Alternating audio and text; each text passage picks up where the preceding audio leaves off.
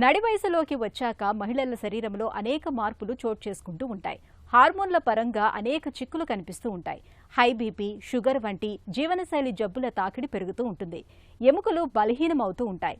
Thyroid సమస్యలు వేధిస్తూ ఉంటాయి. వీటికి తోడు రక్తహీనత ఎలాగూ ఉంటుంది.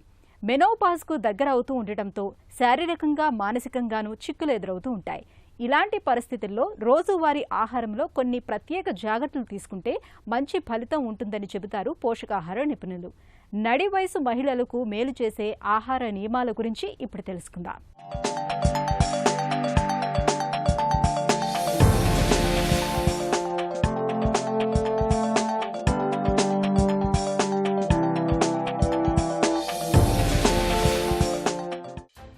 నడి వయసుకు వచ్చేసరికి చాలా మంది మహిళల్లో షుగర్, బీపీ లాంటి సమస్యలతో పాటు బహిష్టులు క్రమం తప్పడం లేదా ఆగిపోవడం అనే సమస్యలు ప్రధానంగా కనిపిస్తుంటాయి. బహిష్టులు క్రమం తప్పినా, ఆగిపోయినా వాటి వల్ల వేడి ఆవిర్లు, చెమటలు పట్టడం, చికాకుగా అనిపించడం లాంటి శారీరక, మానసిక దుష్ప్రభావాలు చాలానే ఉంటాయి. అలాగే థైరాయిడ్ సమస్యలు కూడా ఈ వయసులో కాస్త ఎక్కువగానే కనిపిస్తుంటాయి. ఈ దశలో హార్మోన్ల మార్పులు, ఎముకల బలహీనత, బరువు పెరగడం వంటి సమస్యలు కూడా కనిపిస్తుంటాయి. ఇక రొమ్ము, సర్వైకల్ క్యాన్సర్ల ముప్పు ఎలాగూ ఉంటుంది. వీటన్నింటినీ తట్టుకొని ఆరోగ్యాన్ని పదిలంగా ఉంచుకునేందుకు జీవనశైలి జాగ్రత్తలతో పాటు ఆహారపు అలవాట్ల విషయంలోనూ ప్రత్యేకంగా జాగ్రత్తలు తీసుకోవాల్సి ఉంటుంది. మధ్య వయసు అంటే 40 ఏళ్ల నుంచి 45, 50 ఏళ్ల వరకు మధ్య వయసులోకి వస్తూ ఉంటారు. ఈ వయసులో ఉన్న వాళ్ళు ఎటువంటి ఆహారం తీసుకోవాలన్నది మనం చూద్దాం. అందరికీ తెలిసిందే, వాళ్ళకి ఒక సమతులిత ఆహారం అంటూ ఉండాలి. అంటే ఇన్ని క్యాలరీస్, ప్రోటీన్స్ అంటే మాంసకృతులు, పిండి పదార్థాలు, శక్తినిచ్చే పదార్థాలు, ఇవన్నీ విటమిన్లు, ఖనిజ లవణాలు, ఇవన్నీ వాళ్ళ వయసును బట్టి, వాళ్ళు చేసే పద్ధతిని బట్టి, వాళ్ళు చేసే పనిని బట్టి ఇది నిర్ధారించబడుతుంటాయి. ఇందులో ఫస్ట్ ఎక్కువగా తీసుకోవాల్సింది పిండి పదార్థాలు. అంటే ఏంటి, మనకి మ్యాక్సిమం మనకి కార్బోహైడ్రేట్స్ అది ఎలా వస్తాయి, గింజ ధాన్యాల వలన. ఆ గింజ ధాన్యాలు కూడా మనకి చిరుధాన్యాలు ఉన్నాయి, రాగులు ఇలాంటివన్నీ ఉంటాయి.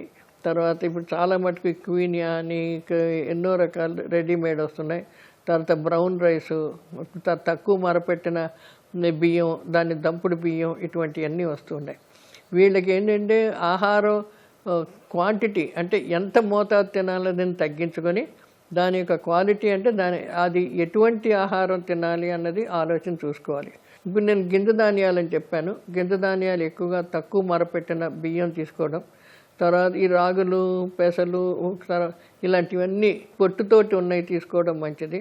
ఇప్పుడు పప్పుల్లో ఉన్నాయి శనగలు, పెసలు, ఇలాంటివన్నీ ఉలవలు ఇవన్నీ నానబెట్టి మొలకెత్తించి మొలకొచ్చిన గిన్నెలు ఉడకబెట్టి కానీ లేకపోతే పచ్చివి కానీ తింటూ ఉంటే అందులో చాలా మటుకు ప్రోటీన్స్ అంటే మాంసకృతులు ఎక్కువగా ఉంటాయి కాబట్టి అది చాలా మంచిది. అవి తింటూ ఉంటే బాగుంటాయి. వీటికి ఎప్పుడైతే పీసుతో తింటామో క్యాలరీస్ తక్కువ అవుతాయి. అంటే ఇంధనం చాలా తక్కువ అవుద్ది, కానీ పీసు ఎక్కువ ఉంటుంది కాబట్టి వాళ్ళు మలబద్ధకం రాదు. క్యాలరీస్ తక్కువగా ఉంటుంది వీటి నుంచి కాబట్టి మనుషులు బరువు పెరగరు. ఇది కాకుండా ఇప్పుడు ఏంటంటే కూరగాయలు, ఎటువంటి కూరగాయలు, దుంప కూరలు వీళ్ళు అస్సలు వాడకూడదు, చాలా తక్కువగా అరుదుగా వాడాలి. ఈ దుంపకూరని డీప్ ఫ్రైడ్ ఏమీ చేయకూడదు. ఇలా చేయడం వలన మనకి ఖనిజ లవణాలు, విటమిన్లు బాగా ఒంటికి లభ్యమవుతూ ఉంటాయి అన్నమాట. నడి వయసులోకి వచ్చిన ప్రతి మహిళ తన ఆరోగ్యంపై ప్రత్యేక శ్రద్ధ పెట్టాలి. ముఖ్యంగా ప్రతిరోజు సమతులాహారం తీసుకోవాలి. ఆహార పళ్లల్లో అన్ని పోషక వనరులు ఉండేలా జాగ్రత్త పడాలి. పాలకూర, బచ్చలి, గోంగూర వంటి ఆకుకూరల్ని తప్పనిసరిగా తీసుకోవాలి. ఎముకల పుష్టికి ఉపకరించే కాల్షియం కోసం పాలు, పెరుగు, పన్నీర్ తీసుకోవాలి.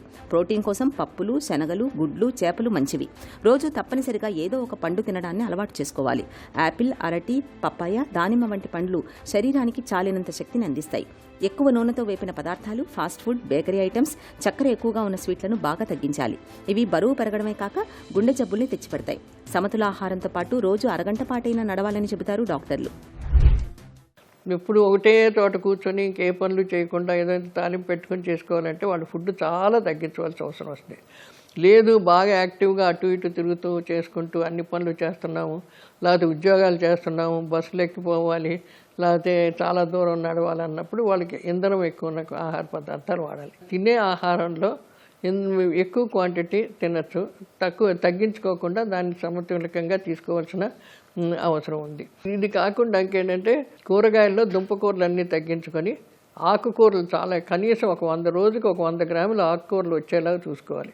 అందులో మనకేంటి విటమిన్లు వస్తుంది, పీచు వస్తుంది, ఖనిజ లవణాలు వస్తాయి. ఈ రావడం వలన మనకి బాడీ మెయింటెనెన్స్ బాగా ఉంటుంది. ఏ రకమైన చిన్న చిన్న జబ్బులు రానివ్వు. జనరల్ హెల్త్ చాలా బాగా మెయింటైన్ అవుతూ ఉంటుంది. ఇది చేసుకుంటూ ఉంటే చాలా మంచిది. కార్బోహైడ్రేట్స్, ఈ పిండి పదార్థాల మటుకు సాధ్యమైనంత మటుకు ఎంత తక్కువ తింటే అంత మంచిది. ఈ పిండి పదార్థాల వలన, ఈ డీప్ ఫ్రైడ్ ఫుడ్స్ వలన ఇంధనం ఎక్కువైపోయి, క్యాలరీస్ ఎక్కువైపోయి వాళ్ళు బరువు పెరిగిపోతూ ఉంటారు. దీనికి తగ్గట్టు ఏంటంటే ఎక్సర్సైజ్ ఉండదు కాబట్టి పెరిగిన బరువు తిన్న ఆహారంలో ఉన్న కొవ్వు పదార్థాలు అవి కరగవు. అది బాడీకి పెట్టి ఒబేసిటీ కింద వచ్చేస్తారు. ఒబేసిటీ అంటే కొవ్వు శరీరంలో లివర్లో కానీ పొట్ట చుట్టూ కానీ పెట్టేసి దాన్ని non fatty acid liver diseases అంటారు. లేకపోతే ఎక్కువ స్థూలకాయలు అయిపోతారు. ఇలాంటివన్నీ చాలా ఎక్కువ కాబట్టి అవన్నీ తగ్గించుకోవచ్చు. ఆ లెవెల్ వరకు రానివ్వకుండా సరి అయిన ఆహారం తింటూ దానికి తగ్గట్టు మంచి ఎక్సర్సైజ్ ఉండేలా చూసుకోవాలి. పండ్లు షుగర్ లేకుండా ఉంటే అన్ని పండ్లు తినచ్చు. డయాబెటిక్స్కి మటుకు చాలా మటుకు చేయాలి, తగ్గించాలి. ఇటు యాపిల్ కానీ, పప్పాయ కానీ, జామకాయ ఇటువంటివన్నీ తీసుకోవడం మంచిది. అందులో పీచు ఉంటుంది, టైం పడుతుంది డైజెస్ట్ అవ్వడానికి. అందుకని వాళ్ళ క్యాలరీస్ ఎక్కువగా డెవలప్, షుగర్ ఎక్కువ పాదు. ఈ జాగ్రత్తగా ఆలోచించుకుంటూ ఉంటే సమతులిత ఆహారం ప్లాన్ చేసుకొని మంచి కలర్ఫుల్గా ఉన్న ఆహారం తిని ఎక్సర్సైజ్ చేస్తూ మంచి నిద్ర పెట్టుకుంటూ ఉంటే మనిషి ఆరోగ్యకరంగా ఉంటారు. నడి వయసు అనేది మహిళల జీవితంలో కీలక దశ. ఈ సమయంలో శరీరంలో హార్మోన్ల మార్పులు ఎక్కువగా ఉంటాయి. ఎముకల్ని బలహీనం చేసే ఆస్టియోపొరాసిస్ ముప్పు కూడా పెరుగుతుంది. కాబట్టి ఆహారంలో ఒమేగా-3 ఫ్యాటీ ఆమ్లాలు ఉన్న చేపలు, వాల్నట్స్, ఫ్లాక్స్ సీడ్స్ తప్పనిసరిగా తీసుకోవాలి. తగినంత ఐరన్ కోసం బీట్రూట్, పాలకూర, ఖర్జూరాలు మంచివి. రాగి, జొన్న, సజ్జ వంటి మిల్లెట్స్ తీసుకోవడం మంచిది. విటమిన్ డి కోసం పాలు, పెరుగు, బాదాంలను తప్పనిసరిగా తీసుకోవాలి. రోజు కనీసం 2 నుంచి 3 లీటర్ల నీళ్లు తాగుతుండాలి. నిత్యం గంట పాటైనా ఏదో ఒక రూపేణా వ్యాయామం చేయాలి. ధ్యానం, ప్రాణాయామాల సాయంతో ఒత్తిడి, ఆందోళనల్ని తగ్గించుకోవాలి. ఇక నడి వయసులో ఏడాదికి ఒక్కసారైనా షుగర్, బీపీ, థైరాయిడ్ సమస్యలు ఉన్నాయో లేదో తెలుసుకోవడానికి జనరల్ హెల్త్ చెకప్ చేయించుకోవాలి. క్యాన్సర్ల నివారణ కోసం కనీసం 2-3 ఏళ్లకు ఒకసారి మ్యామోగ్రామ్, పాప్ స్మియర్ లాంటి పరీక్షలు చేయించుకోవడం శ్రేయస్కరం.